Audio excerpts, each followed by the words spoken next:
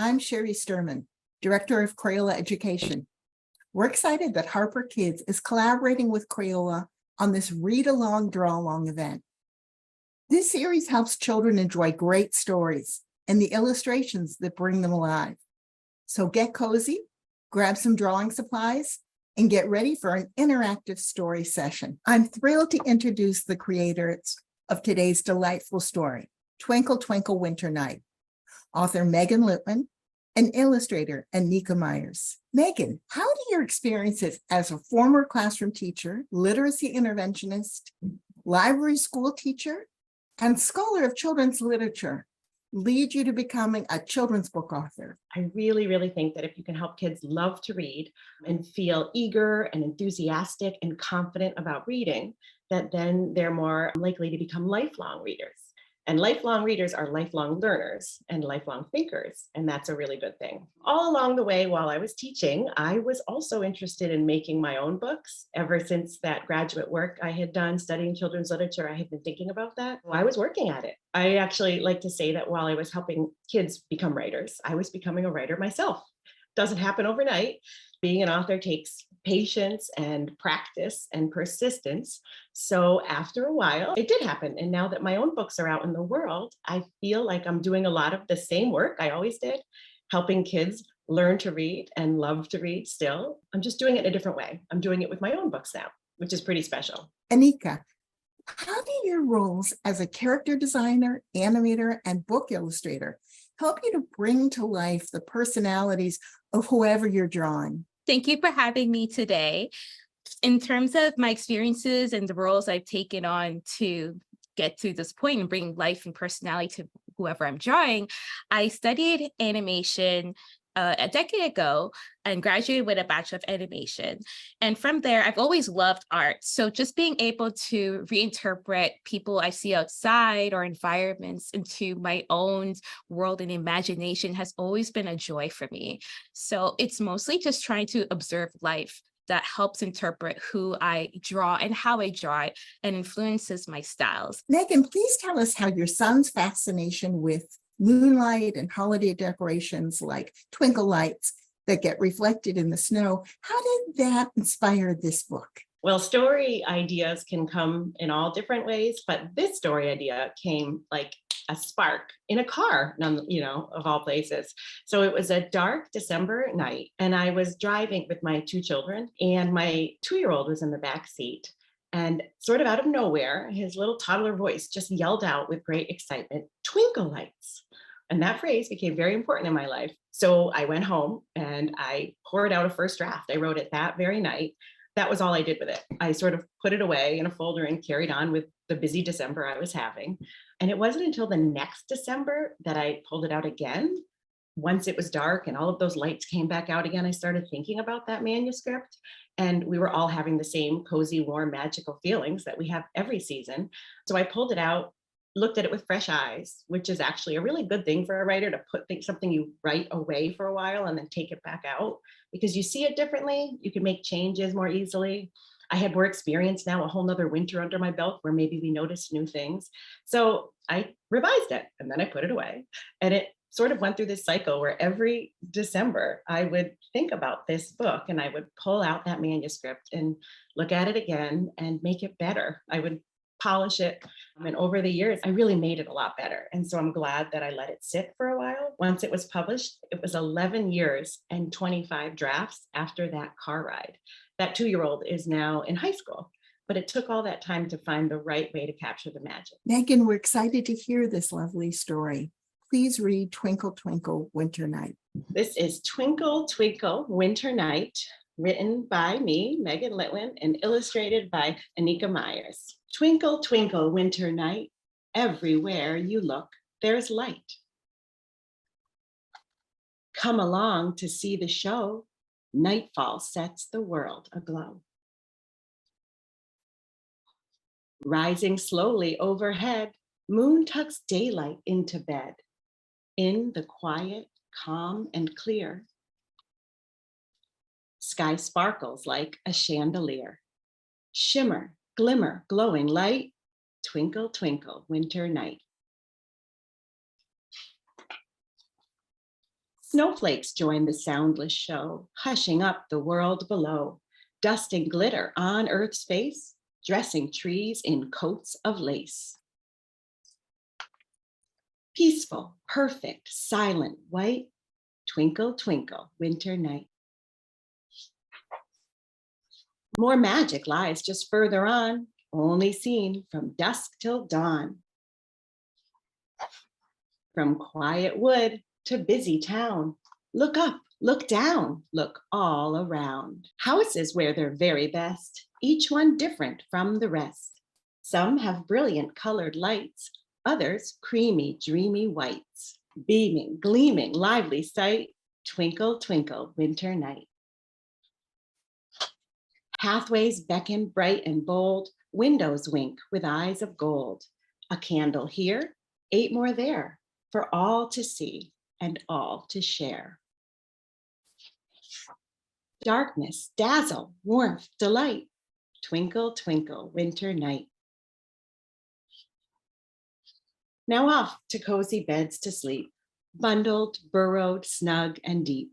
The feathered, furry, tall and small, sweet dreams of light to one and all.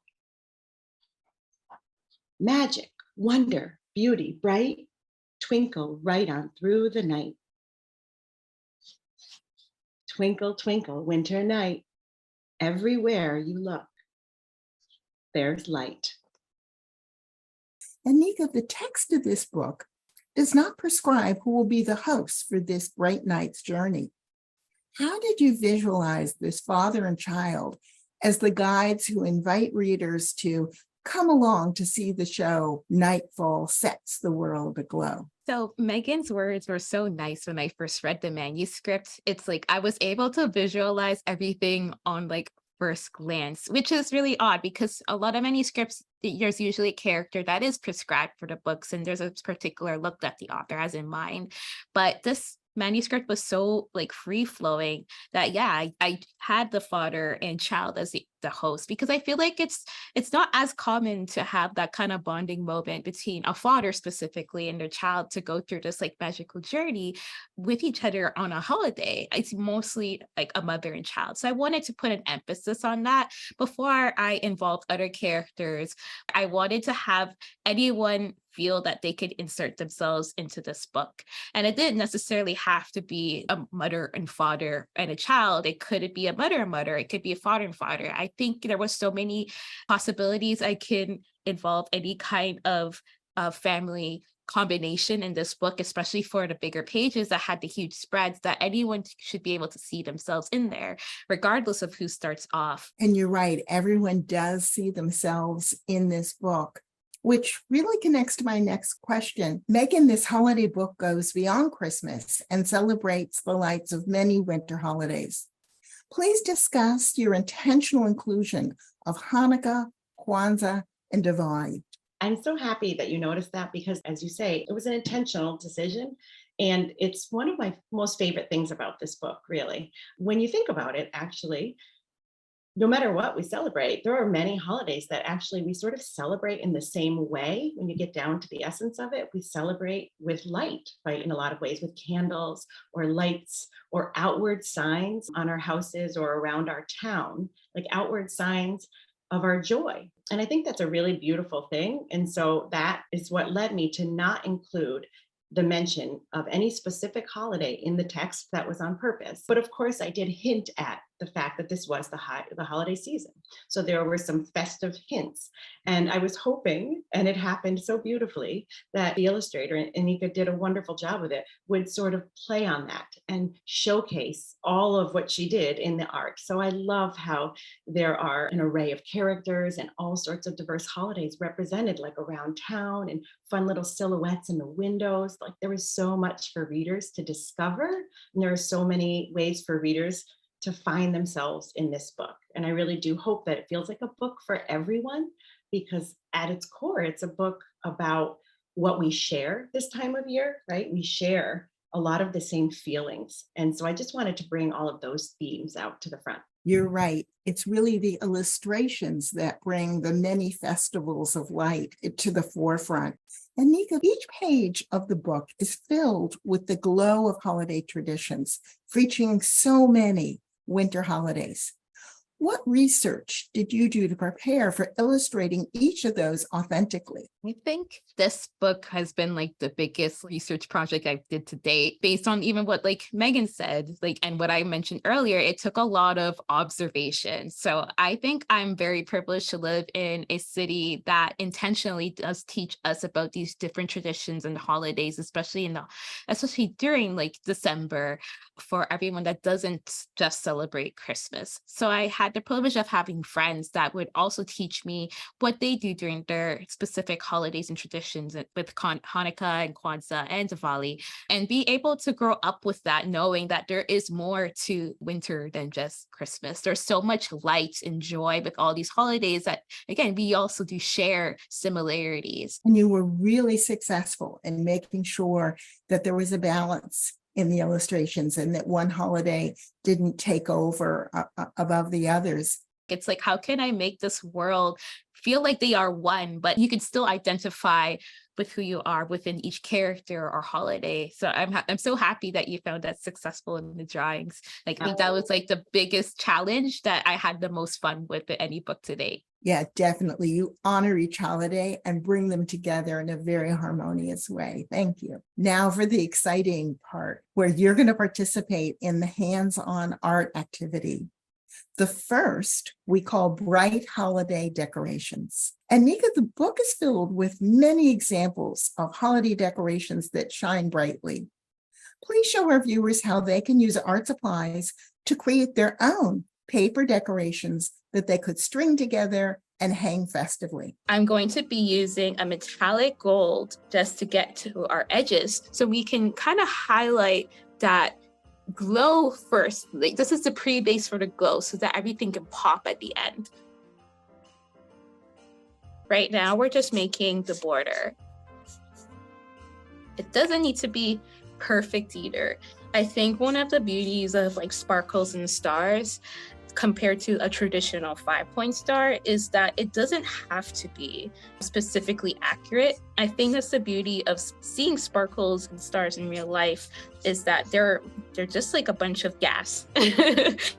So the sparkles you'll see when through the camera and stuff, they're never actually exactly the same. It's just our eyes kind of perceives it as such. But it's nice to have variation in stars, that they don't always have to look exact. Everyone has their preferences, and if you wanted your star to have 20 points or just 4, you can go for it. So I'm going around with the gold metallic marker and just about done. Before we go to our next step, I think what's important for this, to make this kind of pop a lot more, is to make sure your border is very thick, just so that when we cut it, we don't lose that vibrance and concrete edges with the white of the paper.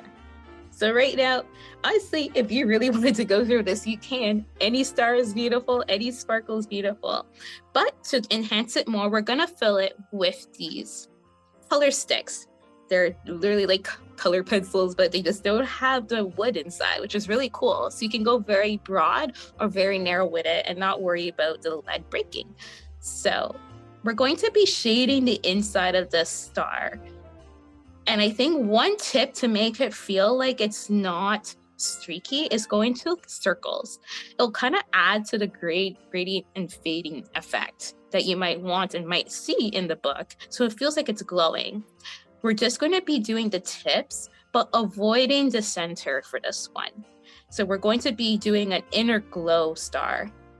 If you wanted to have the edges seem like they're glowing with the border, you can do the inside.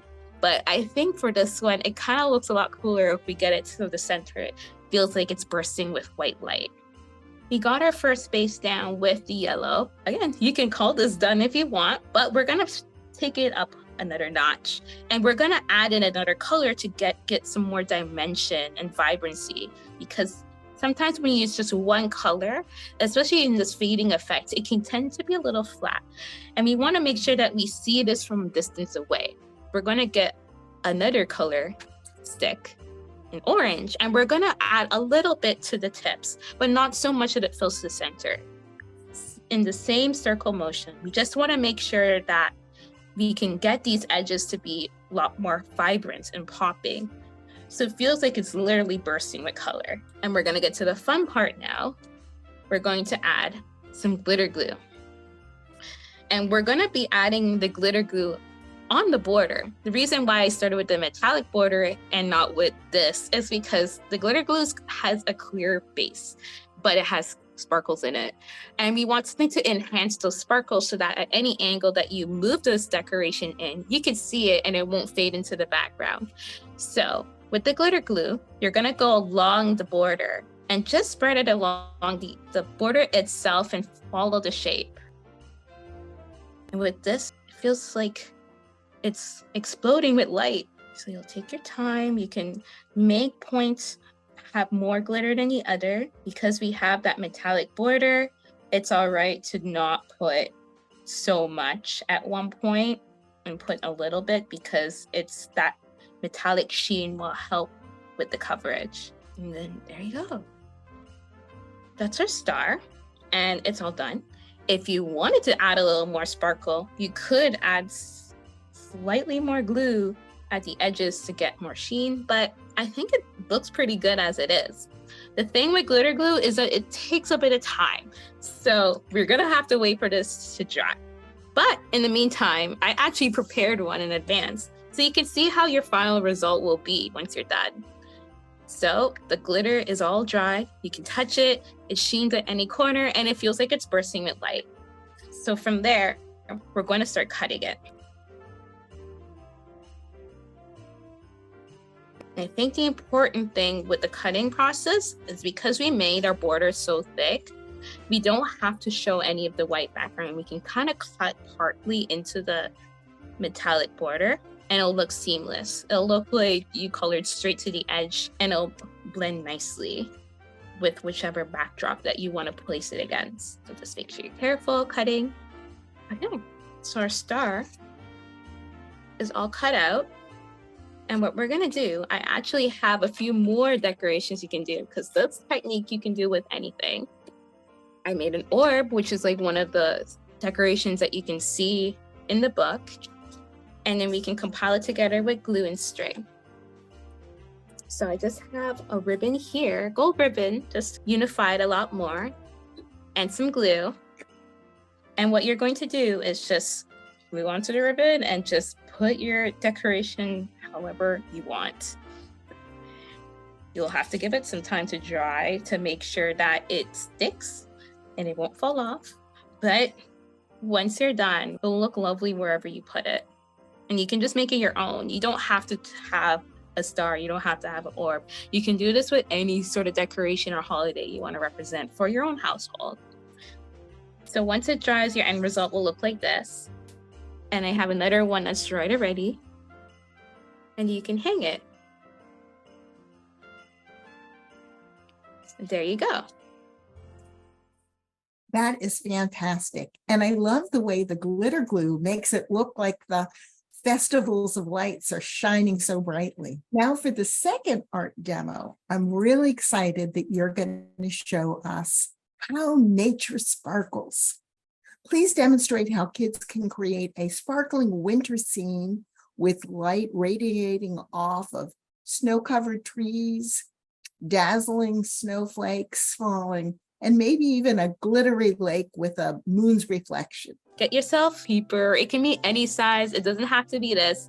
This one, I conveniently folded a 9x12 in half. It can be a greeting card even, or you can cut it in half and just have it as a framed picture. So we're going to start off with a white crayon. We're going to be able to layer so much that the whites will pop, and that even if you have a little area that you kind of don't like, it'll be kind of easier to mesh and bring out that glow feel that we want. So we're going to make a scene, a similar scene in the book where we have trees and the frozen lake that you can skate on. So we're going to be starting with the tree on the right side. The tree doesn't have to be exactly like mine, but I think one of the important aspects is to just make it feel soft and curvy. So right now I'm just making lots of soft curves, kind of like a tilted L that doesn't have a sharp back.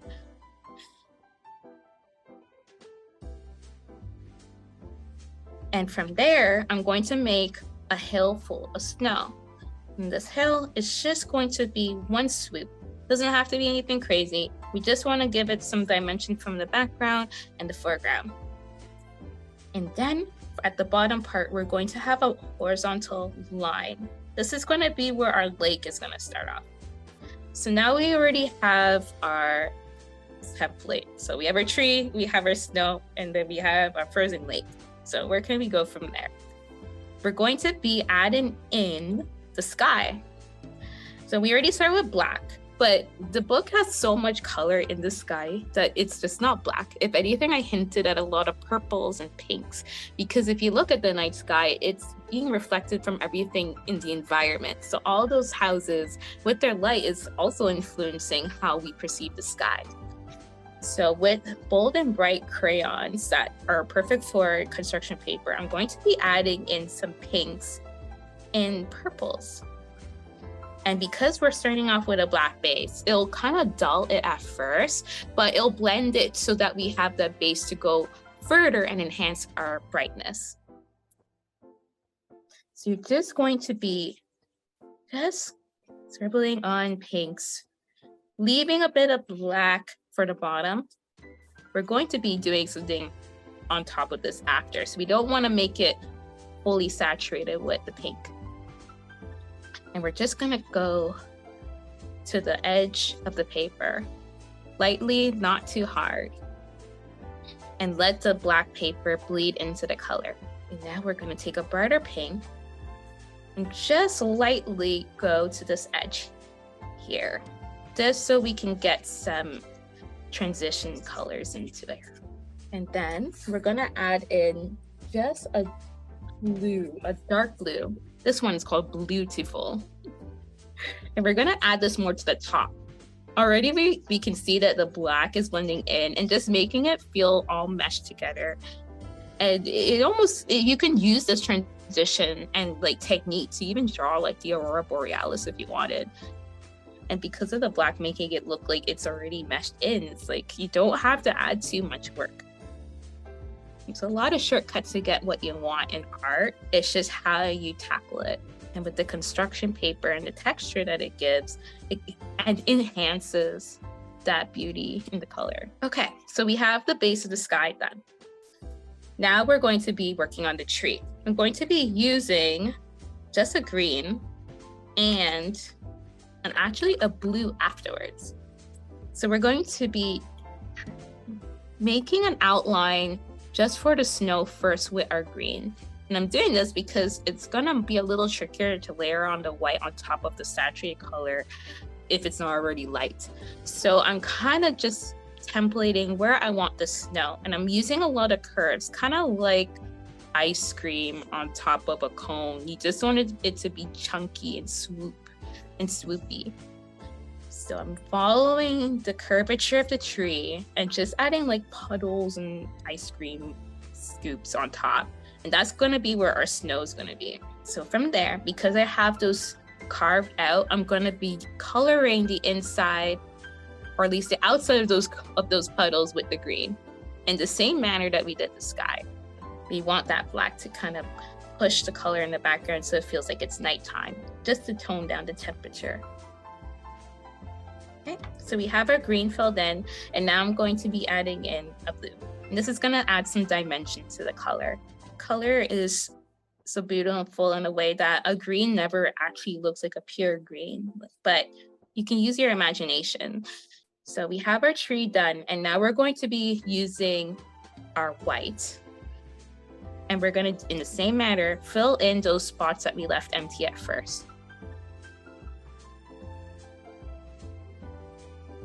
And then with the whites, we're gonna do something a little special.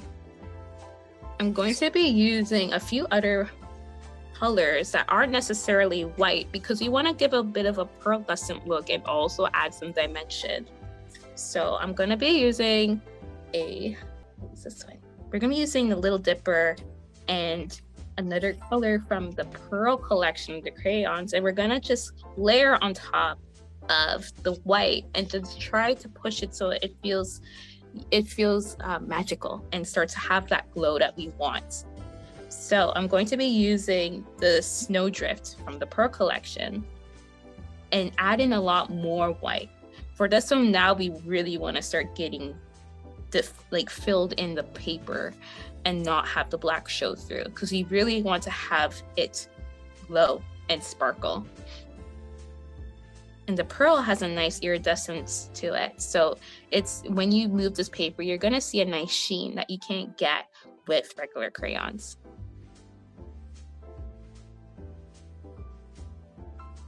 To be doing the hill with the same white, and you can use the same technique that we've mentioned before on the tree to bring out the fluffiness of the snow in the foreground. So we're going to be using this winter solstice color, which has like such nice glitter into it. So it's gonna feel like there's some frost on these trees. And these are going to be in the background, enough so you can see them, but not so much that they overtake whatever's in the foreground, like our hill and our front tree. And from there, we're going to be adding our Pearl Snowdrift white again, just on top. Hopefully it already feels like it's glowing from here because it already feels like it's a winter wonderland to me. So now we did this, we're going to be adding the bottom base, which is our lake that is still sadly black, but we'll get there. So we're going to be adding in a bit of that pink that I mentioned earlier for the sky because we want it to be like a reflection. So you're going to be using circle motions for this because we don't want it to be too solid. I think doing the frozen lakes was one of the fun things of this book. It's something that, you might not really see in reality, but if you look close and see what has fallen into the lake and how it's cracked or things have frozen over, it gives its own beautiful design. And I think you can make that work for your advantage in making your own imaginative winter wonderland. So now we're going to be just slightly adding in a white here, not so much, again, to show that it's reflecting. And now we're going to be using more of that Pearl Snowdrift white, and we're going to be adding sparkles and stars around the sky. You can do any kind of star you want. It can be ones that have 10 points, 6 points, or even just dots. So we're going to be adding sparkles and stars into the night sky. And with the same pearl white, we're going to be also just enhancing the snow that we added earlier to make sure that the sparkles that are in the night sky are also still enhancing our foreground. And you're going to be doing that lightly with just really soft circles, low pressure. Don't have to press hard. Okay, so last but not least, we're going to be adding the moon.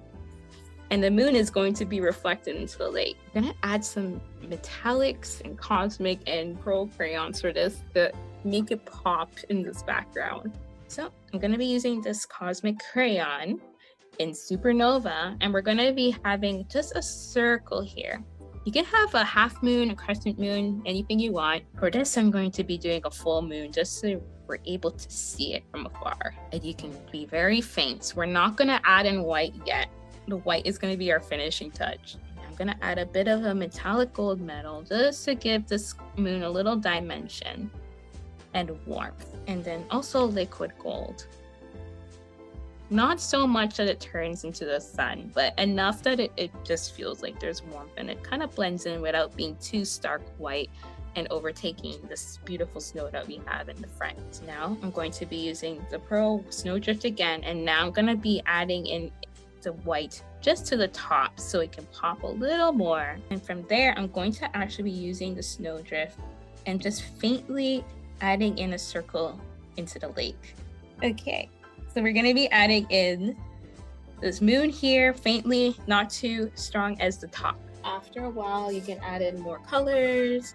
I added a bit more to give depth because the one thing about coloring on black is that sometimes it'll absorb some of the colors. You might have to go a little heavy-handed than you intend to be, but that's all good because in the end, with all these pearlescent and cosmic colors that you're using from the Crayola sets, you're gonna see the entire sheen when you turn the page around, when you hit it with light. So it'll all be worth it. It might not reflect as well in the camera right now, but in person, it's gonna look so beautiful. It'll make the best greeting card if you drew this on one. And again, feel free to use any color you want. I'm replicating the colors that are in the book, but you can use this technique for any kind of wintry scene. It doesn't have to be these specific colors, but it'll be enough to give you that glow that you want to make it seem like it's a winter wonderland, just your own in a whimsical style. If you can see all the shimmering that happens across the page as the light hits it, that's what you want. And then you can see all the magical colors on the page. So there you have it, your own winter wonderland in the palm of your hands.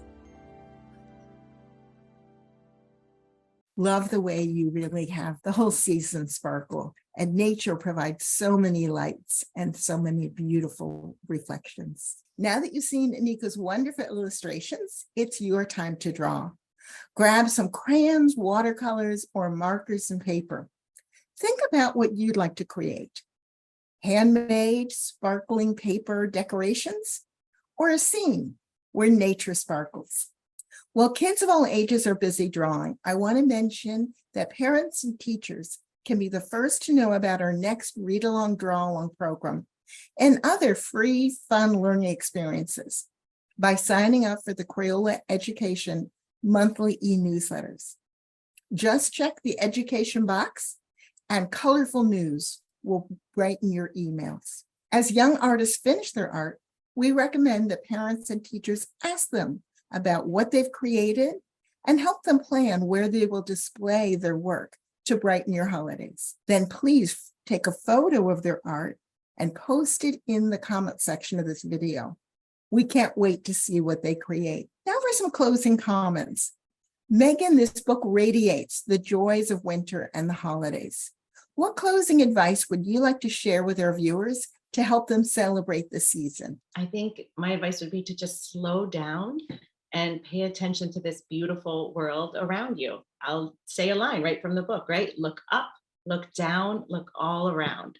So maybe go on your own winter stroll or take a nighttime drive and look at the world around you. And I think that you will see, it's true, everywhere you look, there's light. You just have to look for it. Goes back to the earlier comments about observation. I love it. Nneka, your illustrations help us feel cozy and warm, even on cold winter nights. What closing comments would you like to add that spread warmth and encourage our viewers to get creative this winter? Focusing on the small things. I believe with the holidays, there's always so much going on and everything's just go, go, go and go big that it's like, it gets overwhelming. And I think sometimes we lose sight on the things in front of us, which is just family and the small things like making hot cocoa with each other, just cuddling around a fireplace or watching like a movie and just talking about it with the lights dimmed and just enjoying the atmosphere from the outside. So if anything, I think just slowing down and just appreciating the small and little things in life, because I believe we kind of take those things for granted just to go big and wild. And I think the holidays, as much as they can be very vibrant, I think there's a lot of beauty in just the small little things that we can share with each other and just make memories out of it. Such great advice. We want to thank Megan Litwin and Nneka Myers for inspiring us today. We want to thank Harper Kids for collaborating with us on this Read Along, Draw Along program. And we want to share a special thanks for everyone who's joined us. Let your inner star shine with light. Goodbye, everyone. Happy holidays.